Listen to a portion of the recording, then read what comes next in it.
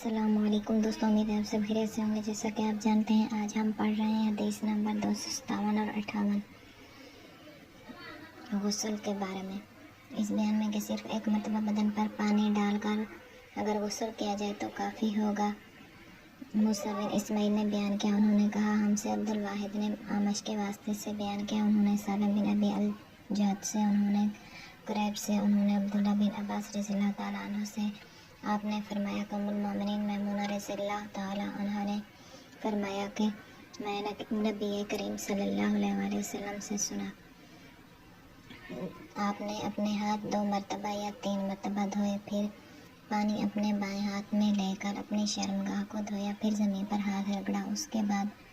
کلی کی اور ناک میں پانی ڈالا اور اپنے چہرے اور ہاتھوں کو دھویا، پھر اپنے سارے بدن پر پانی بہا لیا اور اپنی جگہ سے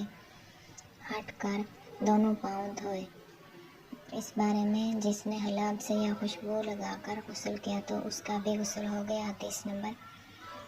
258 محمد بن مسنہ نے ہم سے بیان کیا، کہا کہ ہم سے ابو عاصم مخلد نے بیان کیا، حنظلہ بن ابی سفیان سے، وہ قاسم بن محمد سے، حضرت عائشہ رضی اللہ عنہا، آپ نے فرمایا کہ نبی کریم صلی اللہ علیہ وآلہ وسلم جب غسل جنابت کرنا چاہتے تو حلاب کی طرح ایک چیز منگاتے، پھر اس کا چلو اپنے سر میں لیتے اور سر کے دائنے حصے سے غسل کی ابتدا کرتے، پھر بائیں حصہ کا غسل کرتے، پھر اپنے دونوں ہاتھوں کو سر کے بیچ میں لگاتے تھے۔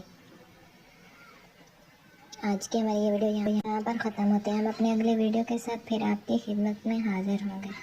تب تک کے لیے اللہ حافظ۔